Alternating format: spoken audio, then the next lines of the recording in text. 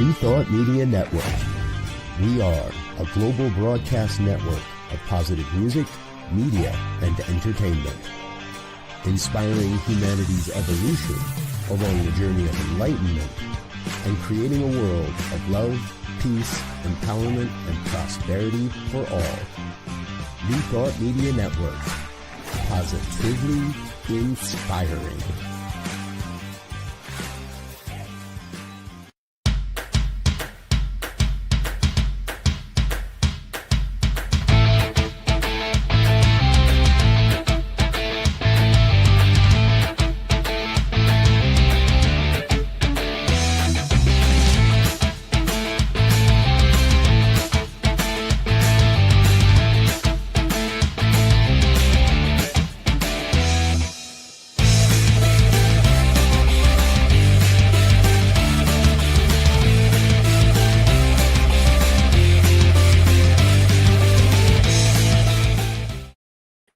Good morning, good afternoon, good evening, everybody. This is Rockin' Love, and I am Gil Olmstead. And that is not Robyn, because you don't see anyone, right? So she's not able to join us at the moment today. Things are happening where she is. And so we are giving her a pass to do what she needs to do. I'm missing her, though, because she's not here in Albuquerque, where I am. She was going to be coming to us from our California studio. But apparently, don't know if there was a water leak or what happened, but something happened and she's got to step out and do some other stuff. So, Rockin' Love is a show about relationship. We talk about that every week here, every Wednesday. And the point is to examine what it means to be in relationship. And relationship is all different things. And the thing that I keep discovering over and over and over again is that relationship is primarily about the self, figuring out how we get along with ourselves. And when we can do that and feel good in it, amazingly, other things seem to work out better. So I see Shay is back. Shay, we've missed you. Robyn even brought you up last week. So where's Shay? What's going on? Glad to see you're back. I'll just give you a real brief rundown with the week. Had a good week. Robyn's been, like I said, in California. And so she's been doing family stuff the whole week. I've been here doing some work, trying to catch up on a few things. And finding out that, living alone isn't as much fun as I thought it was. So, it's a good experience. But, had a couple things that have shown up in meetings and things where I went, wow, where'd that come from? And so we might touch on that a little bit today. We do have a special guest today who's a guest hosting with me. There he is, Michael Mangus, otherwise known as our producer. And he is willing to step in today. And we're going to talk a little bit about corporate relationships, about relationships in organizations. Yes. And I'm not familiar with that, am I? No. Not quite ordained. Reverend Michael Mangus does not have any Not idea. quite ordained, just still licensed. Yeah. Well, I was not quite ordained for, 12, 14 years. So, So, do you want to do the good news with us today? And we're going to chat through a few things. So, Michael, do you have any thoughts about us pulling you in at the last second here? Well, hey, listen. As I told you, there's a producing fee, and then there's a talent fee. Yeah, we've discussed that with your manager, and we've already worked it out. You already.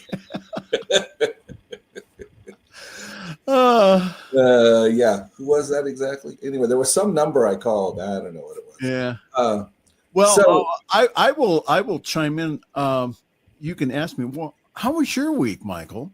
How was your week, Michael? My week was interesting. when I got back from doing conferences, I went ahead and I did, last week I had 5 weddings. And get this, Gil, last Wednesday, when I was not here, rocking the love with you guys, I performed a wedding ceremony, and that the bride gave me not only my honorarium, but this CMO, Chief Marrying Officer. How about that? Wow, that's pretty cool. Isn't that cool? Yeah. Yeah. So that's maybe, I mean, the bylaws at the center where I am say that the person in the senior minister role is the CEO, and perhaps we should change it to CSO, Chief Spiritual Officer. I don't know. I'm just throwing it out there. That's a little more creative, I think.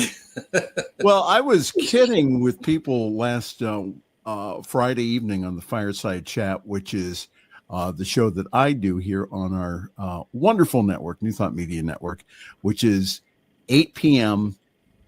Eastern Time, 6 o'clock Mountain Time, 5 o'clock Pacific Time. And that would be 7 o'clock Central, just in case anyone's wondering.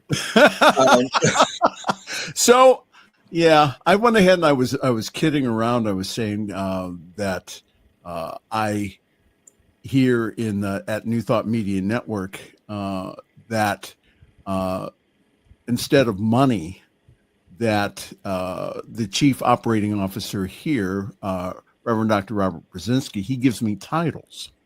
Titles. Okay. Yeah. So my current title is that of Vice President of Programming. Vice President of Programming. Yeah. So who's the president of programming? I'm wondering. I don't know.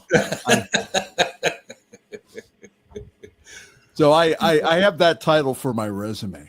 Well, maybe perhaps he's the president, and then the vice presidents have various duties, like programming. Oh, okay, like news, programming. Yeah, things like that. Yeah.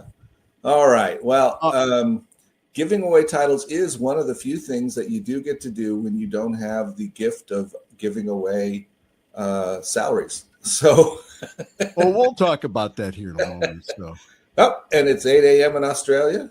Oh, yes. Goodness, who knew that? 8 a.m. in Australia. So we're not in Australia today. So that's Robyn's other show with the Australia connection there, which is actually why I brought this today, because she always gets to drink on her show and I don't.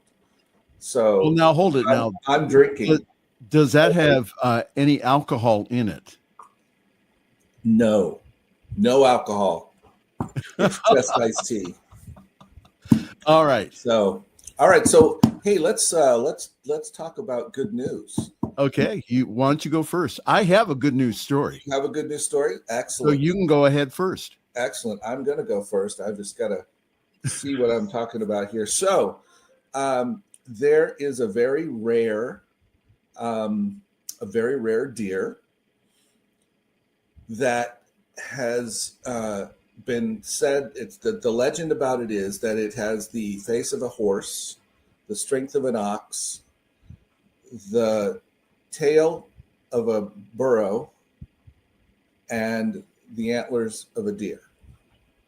All right. Okay, so it's a 4-pronged deer. Anyway, it's a very specialized deer, and it was basically hunted to extinction 125 years ago in the wild. But there were a few left in captivity at different places around the world. Now, this is a deer primarily from China. And there weren't any left in China. They were in other places around the world. So a particular duke and politician, Hirbrand Russell, started a herd of these on his property years ago, the beginning of the 19th or 20th century. And so at some point later on, they took 39 of these, and China decided that they were going to protect them. And they actually released them onto land that was once private hunting grounds for the emperor, but now was a a reserve for animals.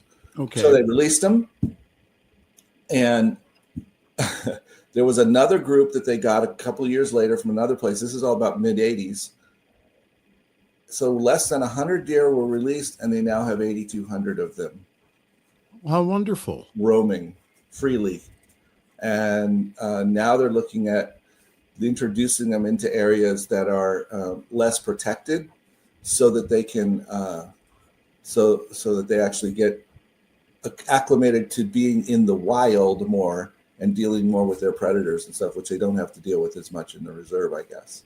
So interesting, but it's in one of those stories for me that just highlights, it doesn't take a lot of people. It doesn't take necessarily a lot of forethought or effort even to just have an idea and go, oh, I'm going to keep some of these going, and then somebody else comes along, his son came along and went, oh, maybe China will reintroduce these and ship some over to them, So, and then there we go. We've got a whole species of animals which basically was gone from the wild that's now back. So there you go. That's how my wonderful. story. All right. Well, mine is seniors who listen to music may slash their dementia risk by over a third. Isn't that cool? Older people who listen to music often slash their risk of dementia by more than a third, according to a new study. The researchers studied people over 70 and found that listening to music or playing an instrument is linked to a reduction of up to 39% in the chance of developing the debilitating condition. Increases in life expectancy due to advances in medicine and technology have seen a rise in the prevalence of age-related diseases, including dementia and also cognitive decline. The new study that involved more than 10,000 older folk looked at the benefits of listening to and or playing music. The finding shows that always listening to music, compared with never, rarely, or sometimes do, was associated with a 39% decrease risk in dementia. Playing an instrument was also associated with a 35% reduction in dementia. So I found that very interesting. I think that the whole idea of keeping the brain active in some form or another is very important. Yeah, I think in your senior years. I'm going to have to up my listening to music game, since everything has changed with how you listen to music, and I don't have my DVDs and the player out, and that everything is different, and I don't listen to it as much as I used to at all. Well, you could listen to New Thought Radio. Well, that's true. Which is available. Go to ntmedia.org and then click on the listen. You can listen to 24 hours a day, 7 days a week, inspirational music. Nice. Yeah. Nice. So that's the plug for the radio station. No, I think that keeping the brain active in some form or another, I think, is very important.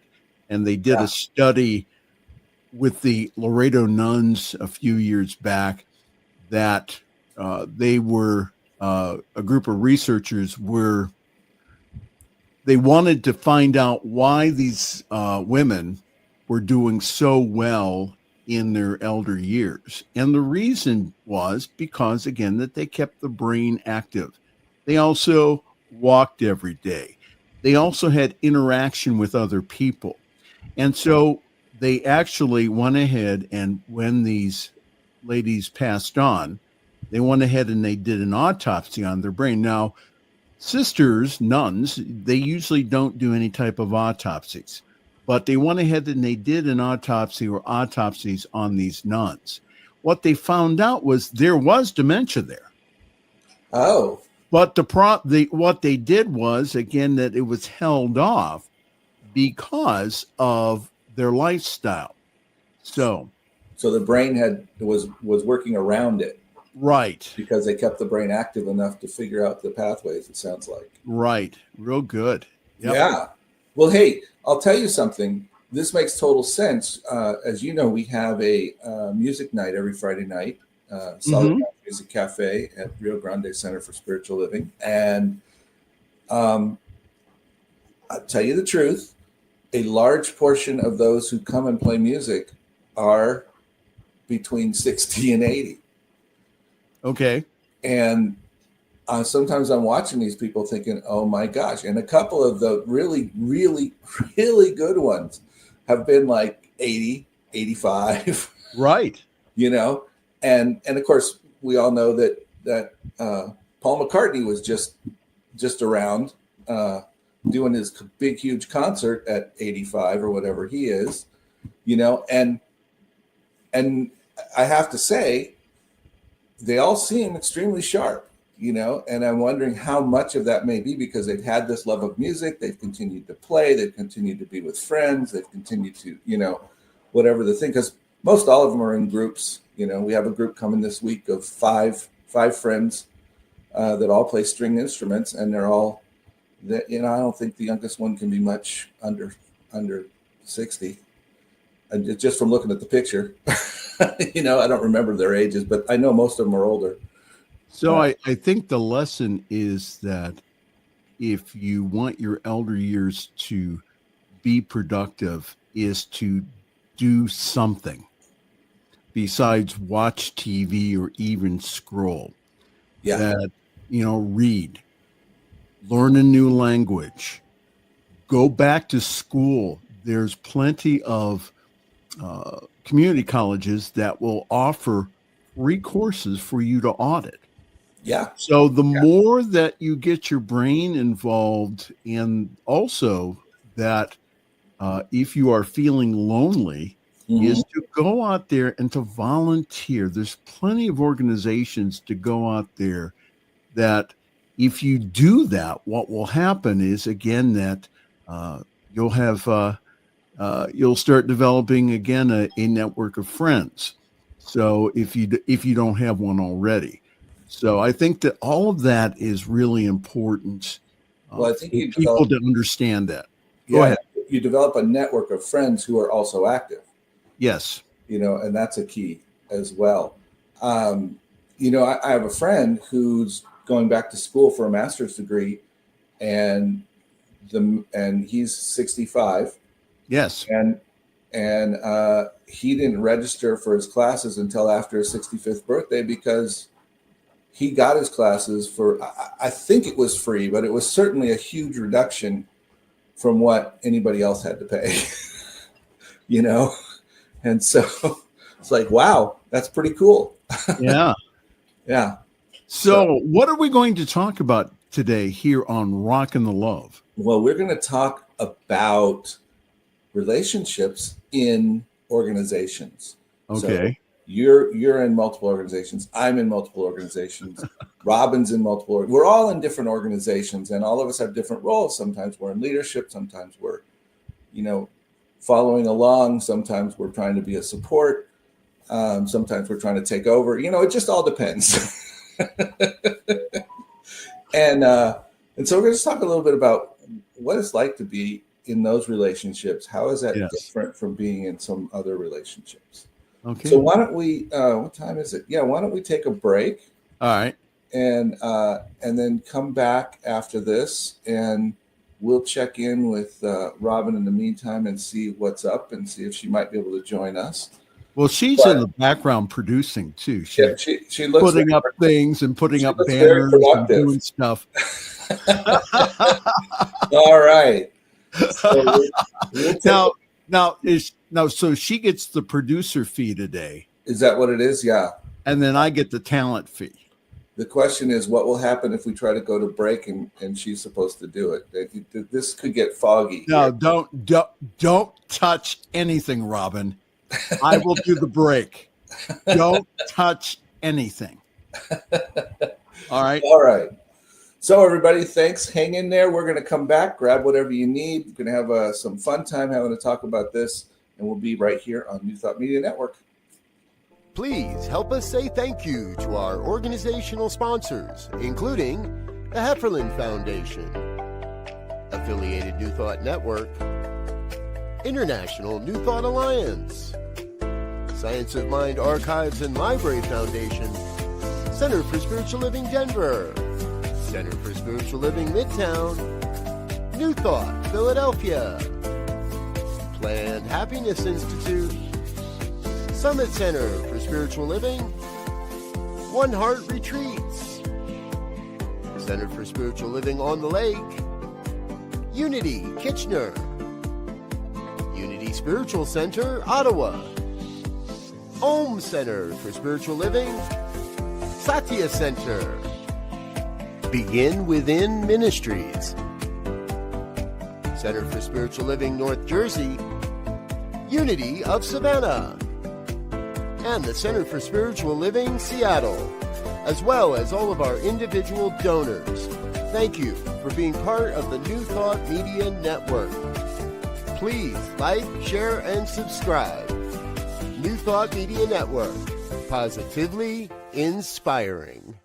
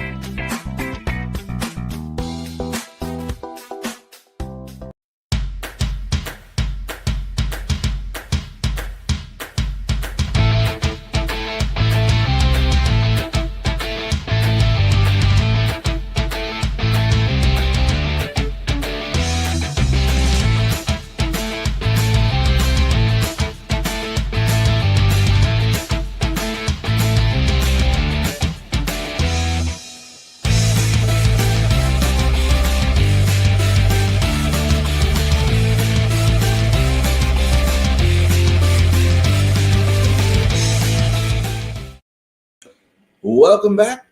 This is Rockin' the Love. I'm Gil. And I'm Michael. Oh, that's right. It's Gil and Michael today.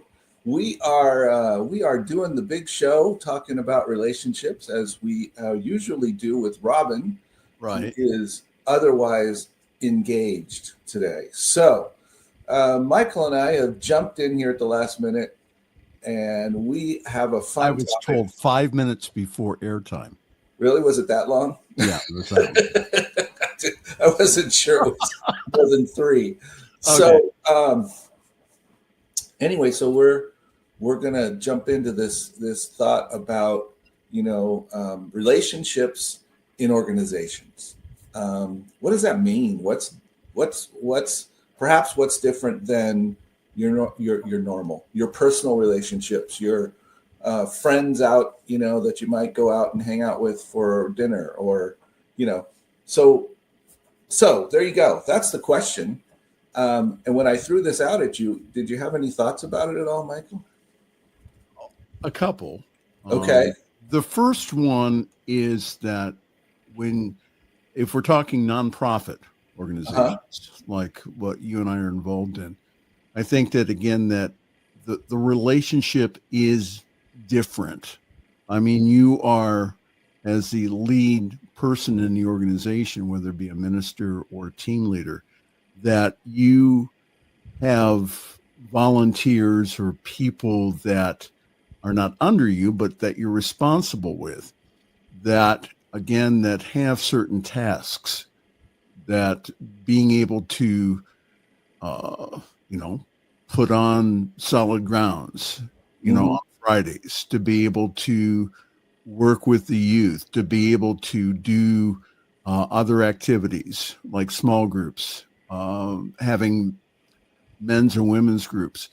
So having individuals that I think buy into the vision of the organization, I think is very important. So, and that they realize that their contribution is valuable. Mm-hmm. to the organization.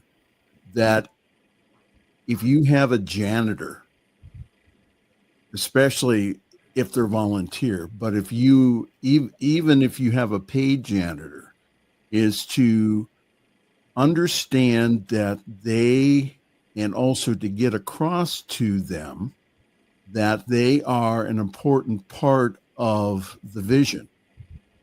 Mm-hmm. I think that is what lacks in organizations, is gratitude for your volunteers. And again, we're in the month of gratitude. So, Or your volunteers or your employees, right. And I think again, your assistants, your whether they be your ministerial staff or and understand that, see, a lot of times that what individuals don't understand, especially with clergy, is that when you are the lead clergy, thank you, gratitude is the key to any relationship. Absolutely. I think that the one thing that we have to understand is that we are as only good as our gratitude towards our people. And that a lot of what I've noticed in organizations is that individuals give, sometimes hundreds, even thousands of hours every single year. And especially with ministers, let me get back to that real quick, is that individuals do not understand that the job in and of itself is stressful. No matter what denomination that you're in, when you are on staff, and especially if you're the senior minister, the buck stops there.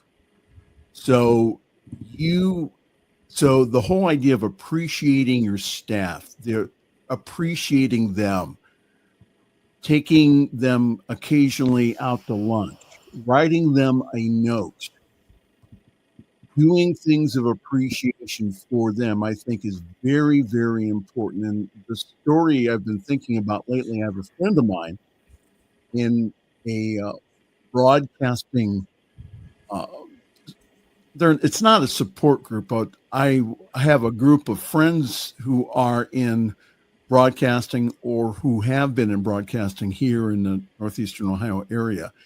And the one gentleman who's a retired newsman, he saves his church $60,000 to $80,000 a year that they would have to pay a media manager to be able to put together all that they do. He runs, the volunteers that he runs are mostly Gen Zs, younger folks than he is, but he really puts together that team to be able to broadcast their service and or stream their service.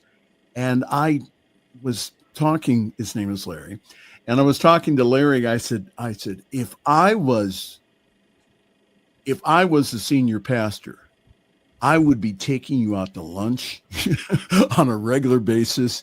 And he told me, he says, yes, they do, because they realize that as a part of the team to be able to get the message out there that he's an important cog. So taking that kind of mindset and taking it to your organization and asking yourself, if you lead an organization, is how often do I express my gratitude to the volunteers, to the people around me? It is very easy, especially in a volunteer organization. And I've seen this, again, I've been in organizations now for, going on 50 years now. It's very easy not to be able to say, thank you. Oh, thank you. Yeah, thank you. It's very easy for individuals, again, to, you assume things are going to happen on Sunday mornings. Right. you you know, start to take things for granted. right.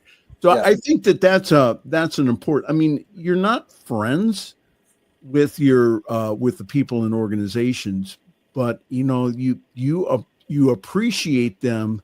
That you're friendly and you appreciate them. And I think too, especially in spiritual organizations, is for people to understand that they have access to you if they have difficulties or whatever is going on in their life, that they have a team of people around them that really do love them and support them.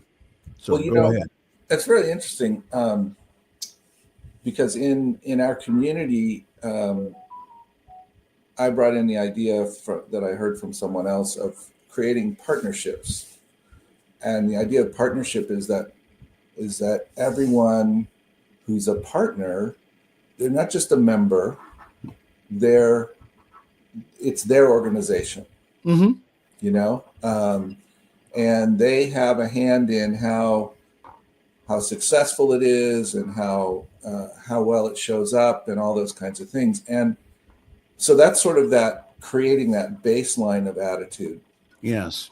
And the other thing is, as you were talking, I was thinking,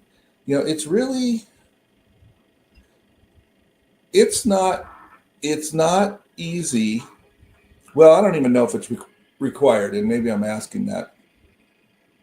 There's a level at which some really good friends that I have are a part of the center. Mm-hmm. Those are my people, and I would definitely count them as friends, and there's no other way to put it. And yet there is sometimes this line of professionalism, but I think in some ways, if you treat people as your friends, then that's what's required. And I think part of that is, like you said, the guy's saving them, Larry's saving them, thousands and thousands of dollars. And that's really important to see. And he's giving his time and he's giving of himself. And that's important.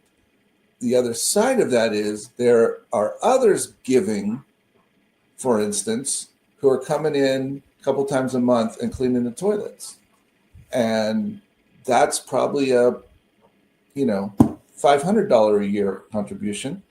And yet it's just as important to say thank you. It's just as important to recognize that each person's gift is their gift, the thing that they can bring. Mm-hmm. And as people show up willing to give what they have, it's a big boon to the organization. And yeah, so anyway, that's one really important aspect of being in relationships. I think another thing is, how do we deal with disappointments or tough times? I mean, like, for instance, my rare times that Rob and I are off from Solid Grounds, I come back and I'm like, why are the bins not put away right? How come the tablecloths aren't in the right place? Right. All that goes through my head. But that's not really what's important. I mean, what's important is that somebody was willing to show up and do it, and that whatever the things are that seem to be out of place to me, that can all be corrected over time, or brought into alignment, or I can get over myself. One of the three there, because maybe the bins don't have to be on the third shelf. They can be on the second shelf. Maybe that's right. Really okay. Well, I think too that brings up sometimes, again, the whole idea of having difficult conversations with individuals is to go ahead and also to have them understand. See, and I think that especially when you work with volunteers, and I get with the friends, mm-hmm. is that what I've noticed over the years is sometimes it's difficult to have especially with friends, to have those conversations that for the organization need to be had. So let's bring in the mystery producer. It says, so some companies are good at expressing their gratitude via activities or making things accessible to employees. But how do we cultivate this gratitude in our organization? How do we bring about this awareness? I think, I think one of the ways of doing that is by, again, having a list. If you're the lead individual in your organization, and you can even parcel this out to others, your other paid employees, is to have a list of individuals that you say thank you to on a regular basis, that you go ahead and you put a card in the center's mailbox, or you go ahead and you send them something and you say, we really appreciate how you give. And I think too that volunteering or giving of your time is also fulfilling for the individual too. Oh yeah, absolutely. That they understand that their contribution, again, is something that even beyond the money. I mean, money is one way of showing appreciation, but Right. even beyond payment, again, that having appreciation for your people, and again, understanding that your volunteers also have needs too, and also to be able to meet those needs. Maybe they're having difficulty with other people in the organization. So again, to encourage individuals to work those things out without leaving. Mm-hmm. And that's been, for me, the real lesson in organizations, is that many times I have been encouraged, well, why don't you just leave? Mm-hmm. And what I learned by staying, again, you were talking about earlier, the relationship that we have, not only with other people. If you have three fingers looking back, it's the relationship that I have with myself.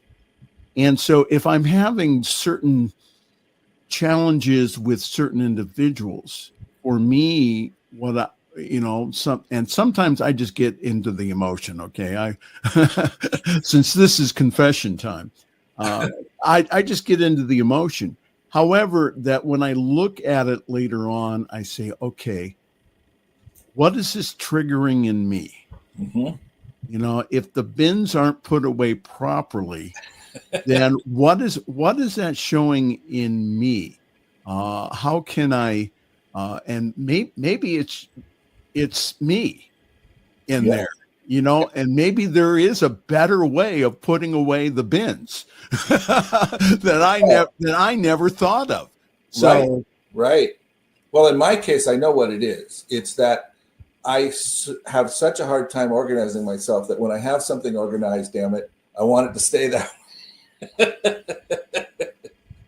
So no, but you're right. It is, all of it is the opportunity to look back at ourselves. And I think one of the things that's obvious, and yet we haven't really said it, is how important communication is. Yes.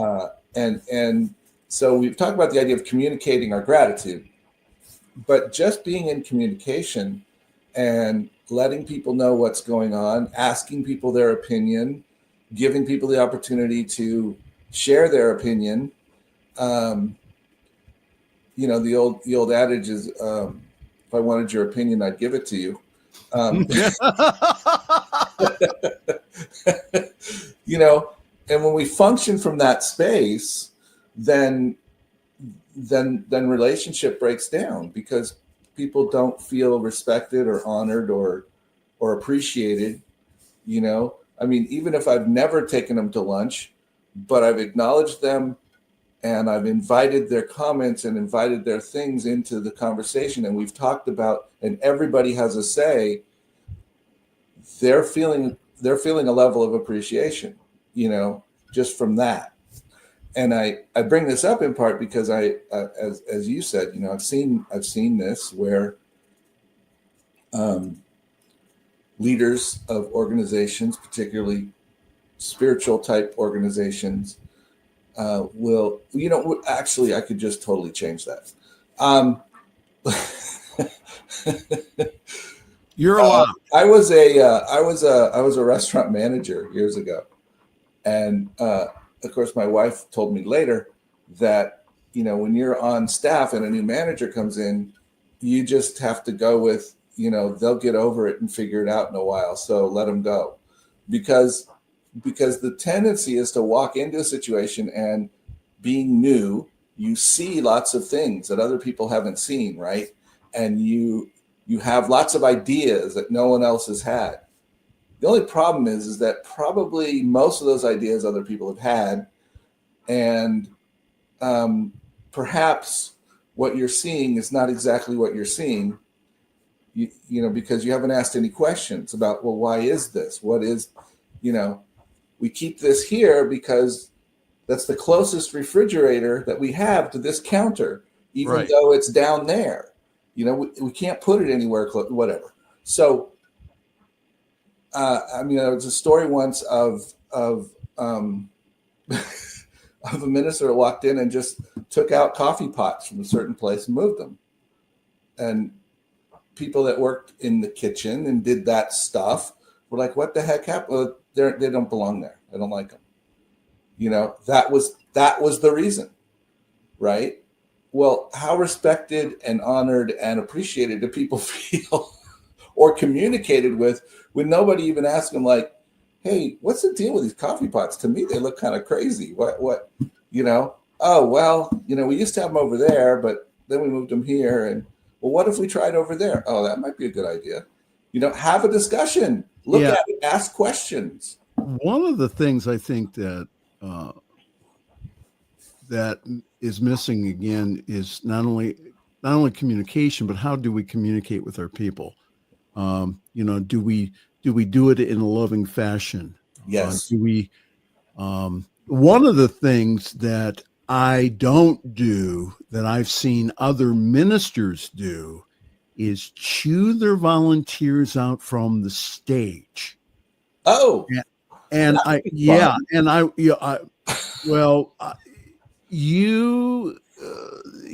do not do that. If I need to correct someone, then it's best done like the good book says. The Bible is you take them aside rather than shaming them in front of everyone. And I've been in situations where individuals will get up and they will correct people from the pulpit. I think that's very inappropriate.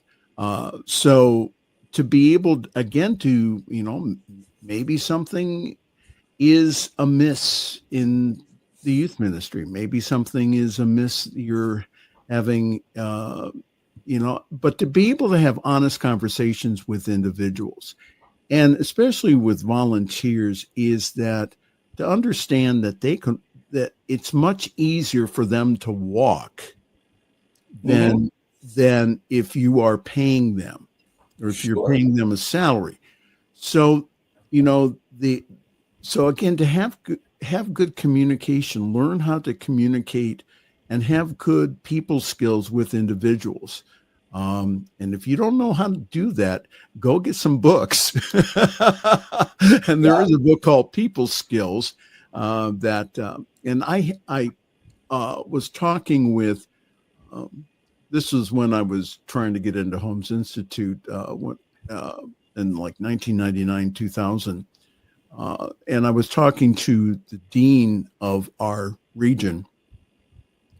And she said the one thing that she stresses with the ministers in her area is, again, to have good people skills, to learn how to communicate with your people. That's very important. And to have, again, very honest conversations with them. And, to be able also, as a team leader, whether it be the head minister or a team leader of a group of individuals, is before you make changes, is to go ahead and to take it to your team first and to say, we are making this change. How does it affect you? What do you think? Now, you still may make the change, even though and again, you risk losing that team, but still that it's the reason we're making this change is because that individuals, we want to attract more individuals here. And what's coming to mind is having a building in which there's pews in.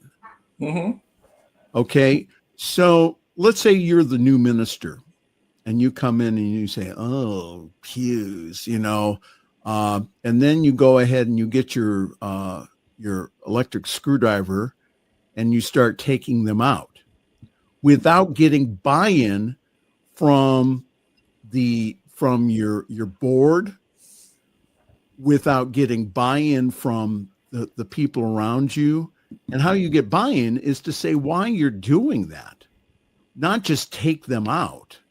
Yeah. But to go ahead and say, this is the reason why we're doing it, is because we want to be able to attract other people, that the pew itself may trigger individuals that of a poor church experience in the past. So to get rid of the pews and to go ahead and but again, some ministers, I'm the minister, and they beat their chest. I'm the minister. You're going to do what I tell you to do. I don't think is very loving. Well, go ahead. Part of it is that sort of, it's insidious. It's an underlying thing that we think is good in a certain way, but it's not, and it's taking ownership. I'm in this position. I'm taking ownership of my role. Blah blah blah. But for instance, years ago, I walked into a church. We were having an event with multiple different centers from all different New Thought areas, and it was hosted at this one center, and the choir from there came up and offered some music for what we were doing. It was great. But the minister, who had only been there less than a year, came up and said and announced them as my choir. Mm-hmm. And I don't know how the choir felt. I don't know how anybody else felt, because I wasn't part of it, right? I was from the outside. But from the outside, I was like, oh, that didn't feel good. This is our choir. This is the choir of Rio Grande Center, our community, whatever. My choir? Well, some cultures, again, that's that kind of ownership. And again, it all depends upon the culture that you're in. And that may be true. And that's why I say I don't really know. I just know how it affected me. And had I been part of it, it would have had an effect on me. But there's that it's almost being entitled because you have a role. You know what I mean? And it's almost like one shows up and says, well, I'm here because I know best. And so this is what we're doing. Pardon me, I'm hiccuping. I know that, for instance, the very first role I got outside, I'd done my ministry years ago, but in New Thought, out of ministerial school, I went and I candidated for an assistant minister position. And one of the things that people told me later after I got the job, it was listed as being in charge of youth and family, being in charge of Wednesday nights, and being in charge of education.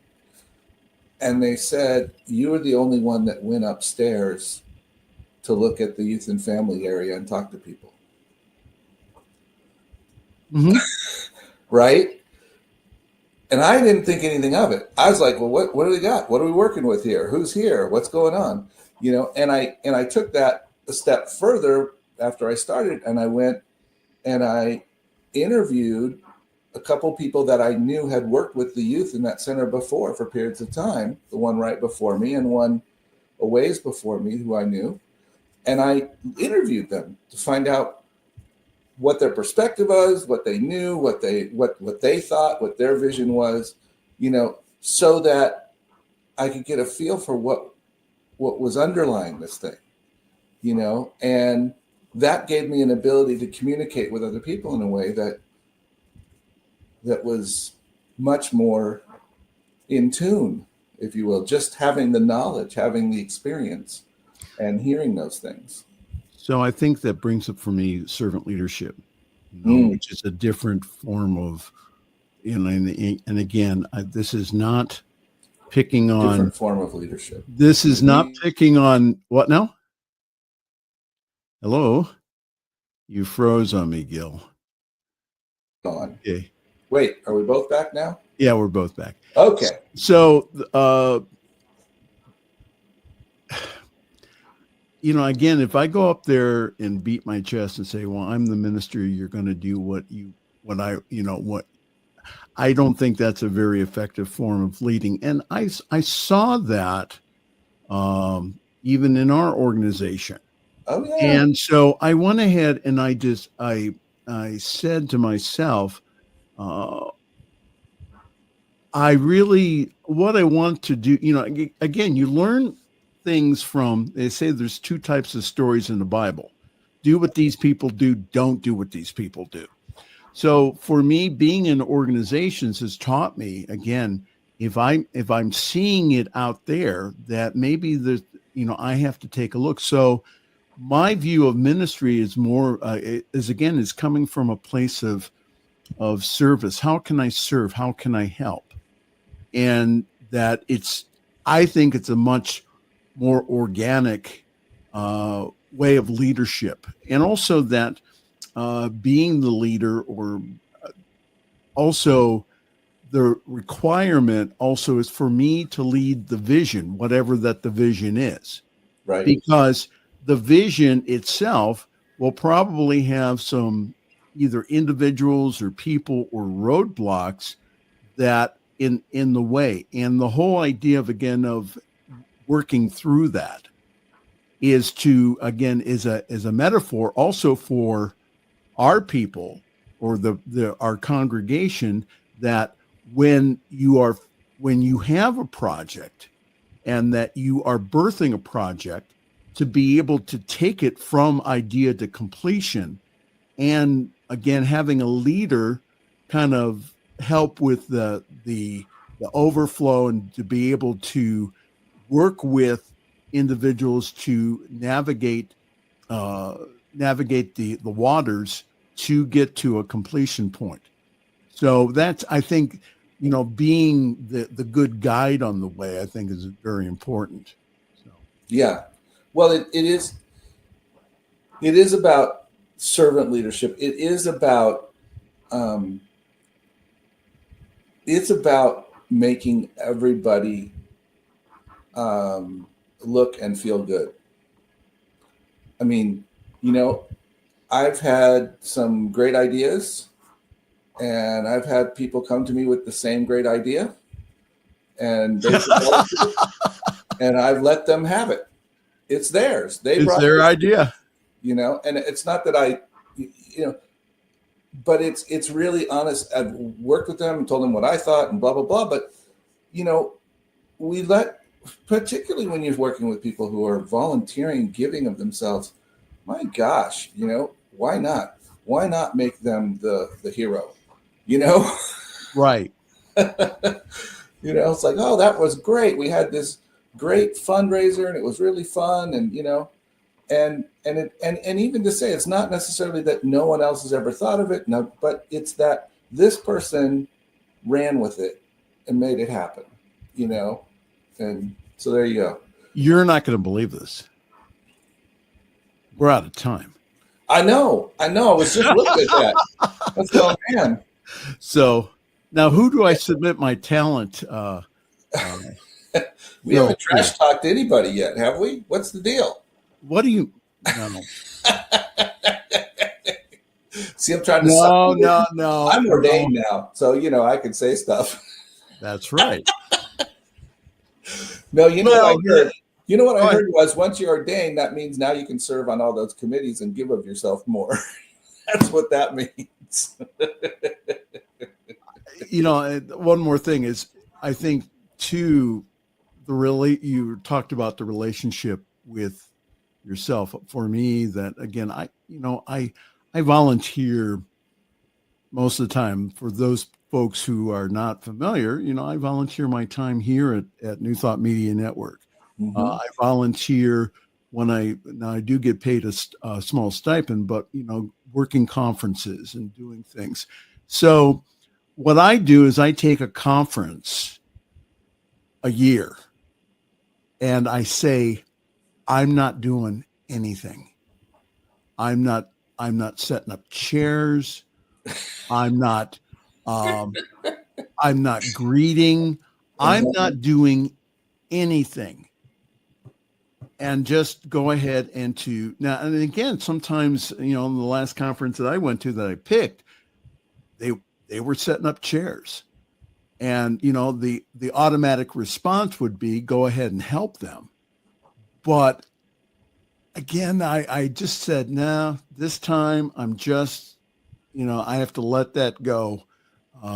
This is my conference for me. So that's been a real good spiritual lesson for me, is to be able to let other people serve me. And let other people serve, and yes. to know that I don't have to put my service on display all the time. No, I think I should always be serving. And I think there's a part of me, that little part that's like, well, they should know that I care, that and I think that's part of that personal growth that we look at and we go, am I really doing this for the people, or am I kind of, putting on a show here? And if you really want to grow spiritually, again, if you have that call to ministry, say yes to it. And because it for me, it has,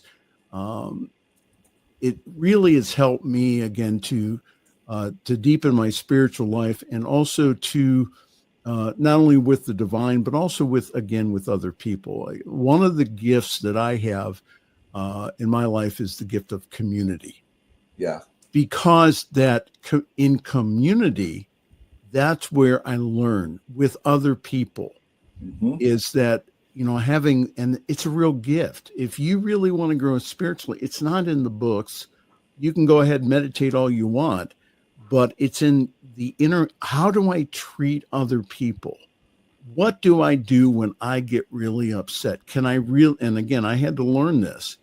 Do I react, mm-hmm. or do I respond? Mm-hmm. So that's been again, by staying in this organization, or by staying in religious science churches. That's what I've learned. All right.